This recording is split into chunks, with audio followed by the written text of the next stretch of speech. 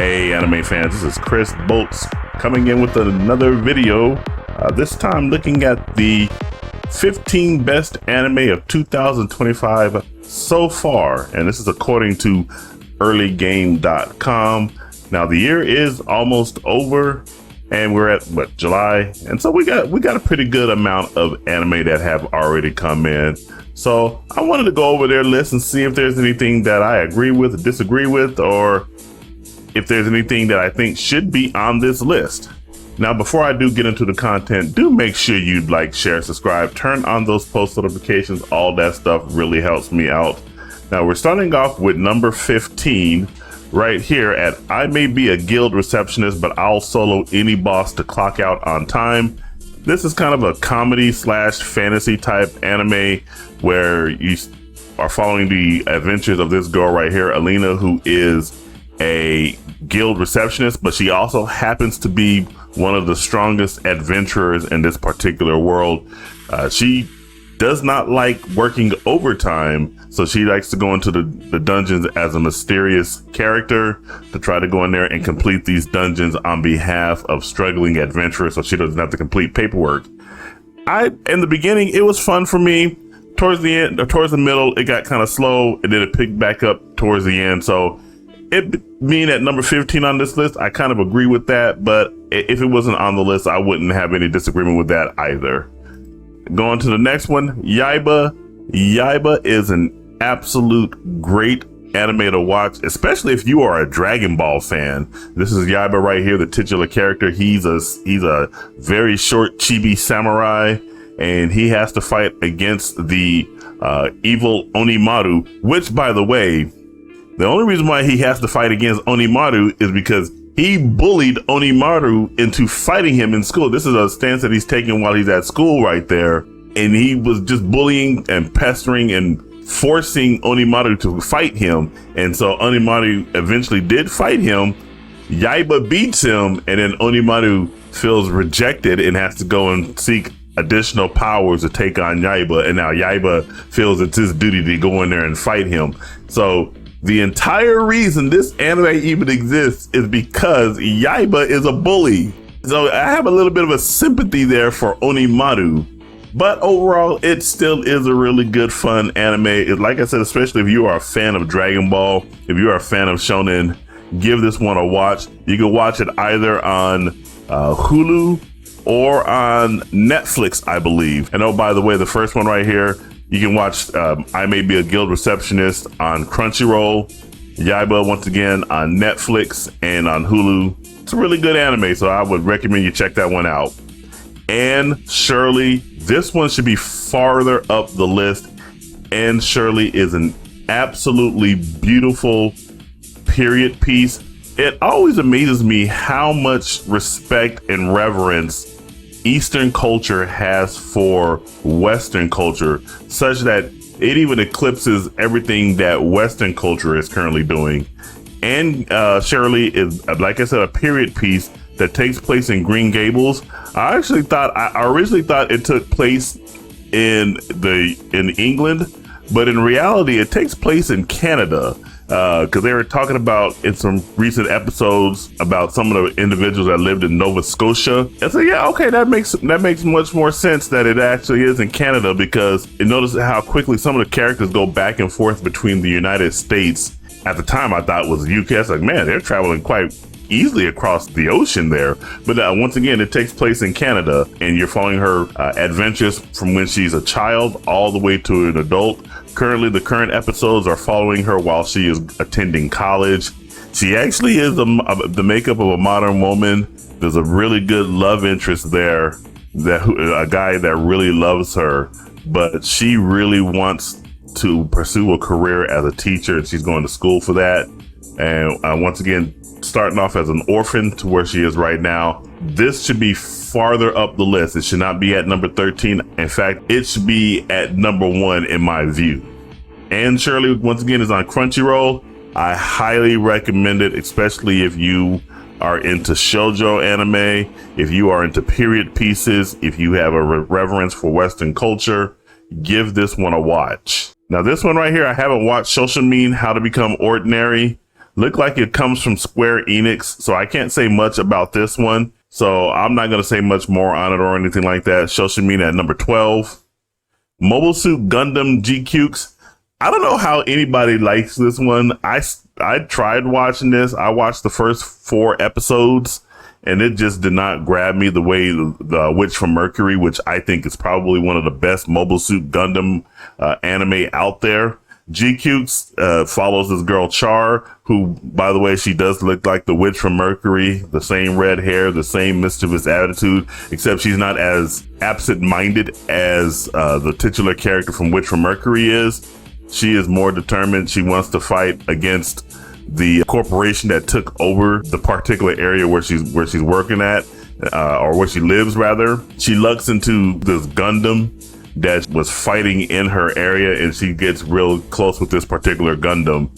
But once again, like I said, it didn't grab me, so I checked out on it. But if you want to watch it yourself, it is available on Prime Video. Sakamoto Days, I think is right in the perfect spot. It started off as a slow burn for me, and then it picked up towards the end, and now the second season has started, and actually the first episode of the second season, it just picks up its high octane fuel. So you're following this retired hitman. This is Sakamoto right there.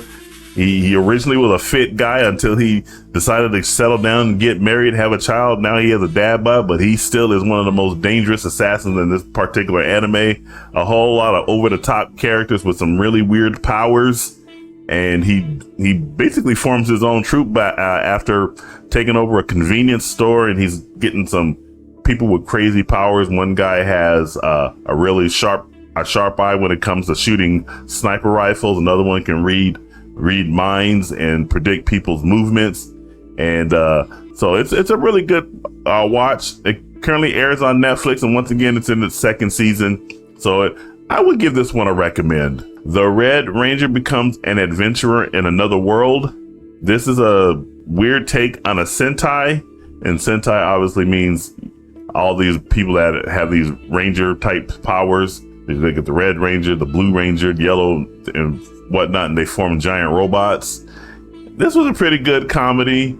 It follows this guy right here, Togo, who is the Red Ranger. He dies in his world, gets transported to this fantasy world where he's the only one. Well, he's not the only one with this power, but I'll let you guys watch that for yourselves. He's able to summon this giant robot, and his compatriots right here are all kind of dumbfounded that he can do these types of things. It airs on Crunchyroll. I would actually put this one behind Sakamoto Days.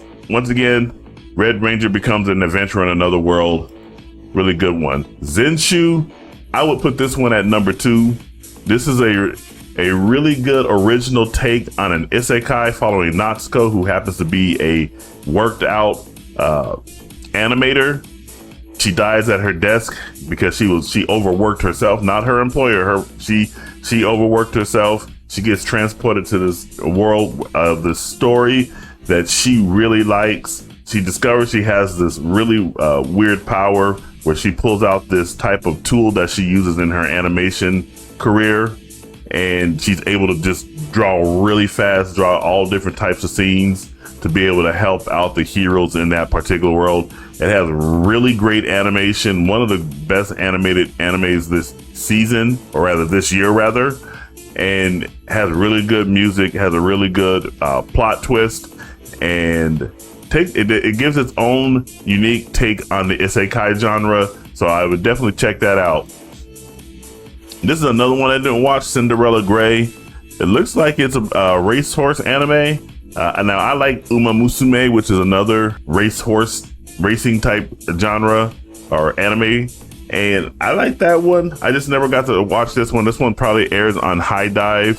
It comes from Cygames, and Cygames is they're known for their Grand Blue property, which, by the way, Grand Blue Relink, if you haven't played that game, that's a really great game. Their Grand Blue anime is also really good as well. But once again, I haven't seen anything, so I can't say anything on this one, so I'm going to go ahead and skip past that one. Witch Watch is so funny. Witch Watch basically makes fun of all these different types of anime tropes, ranging from the girl who does magic, the love hate dynamic between the protagonists, the sexual angst, the teenage angst. They make fun of all those types of tropes. It's a really good, fun anime. It's currently in its second season right now. The cast has gotten bigger. You got the witch, he's actually an oni or ogre. And then you got a kid that's an actual werewolf, another one that's a vampire, another one that's a tengu. So they're all teaming up together, living in his house, Morihito's house and everything. And they're having a really good time. Highly recommend this one. You can watch this one either on Netflix or on Crunchyroll. Then we go over here to Licorice Recoil. This is another one I haven't watched. I did start watching the first episode, but I was like, nah, I don't think I want to go ahead and watch this one at this point in time. I might have to go back and check this one out. So I won't say much on this one either, but it is available on Crunchyroll. Lazarus, I tried watching the first episode. It's only on HBO. It comes from Shinichiro Watanabe of Samurai Champloo and Cowboy Bebop fame.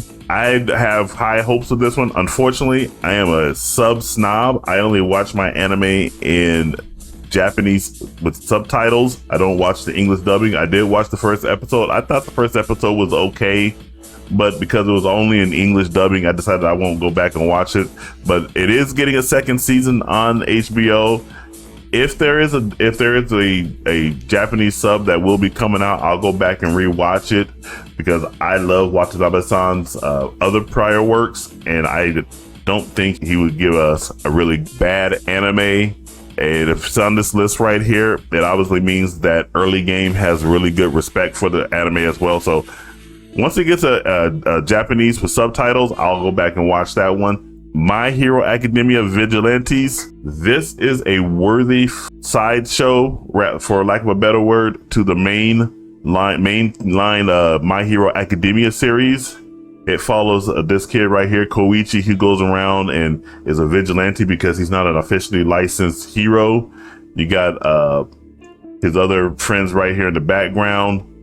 It just ended on a really good cliffhanger for the first season. It's going to be getting renewed for a second season.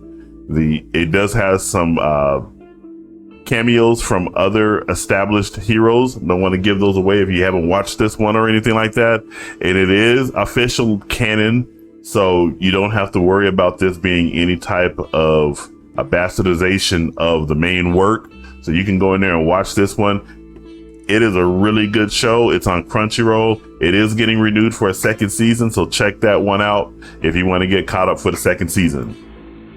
Mono, I haven't watched this one. This is another one that I have not watched. It's on Crunchyroll, so I'm not going to say much about this one or anything.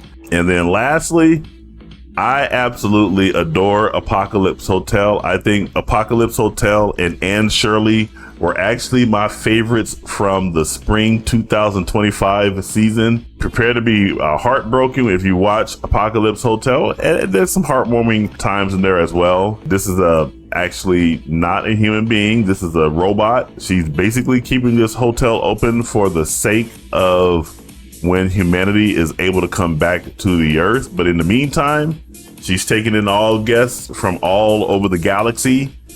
Apocalypse Hotel, I would put Apocalypse Hotel at number 2 and Anne Shirley at number 1 because, like, once again, those were my favorites from the spring 2025 season. You can watch both of those shows on Crunchyroll, and I highly recommend you check them out, especially if you like shoujo anime, if you just love period pieces, if you love really good science fiction with a touch of action here and there.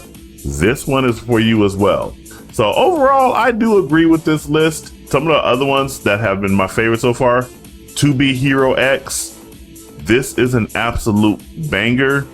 It's unfortunate that this one didn't make that list. I probably would have taken out Sakamoto Days and put this one off in there. Takabe's Original Sin, I think once they get done with the entire year, this one is going to be on there. Kowloon Generic Romance is another one that should be on there. I Left My A-Rank Party should be on there. This is a surprise one as well. Teogonia, I thought that was a really good anime. Haden-san, definitely should be on there. I absolutely love a Haden-san.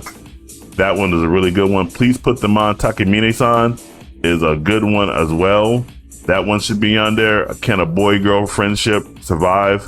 Was really good. This one also is a really good surprise. Catch Me at the Ballpark. And lastly, the Unaware Atelier Meister. I agree with the entire list as it is presented. What are your guys' thoughts? Do you guys agree with this particular list from early game? What are some anime that you think should be on here, or some anime that shouldn't be on this list? Jump down in the comments and let me know. And remember to like, share, subscribe, turn on those post notifications. All that stuff really helps me out. And remember, this is Chris Bolt signing off, and I will catch you guys in the next video. You take it easy.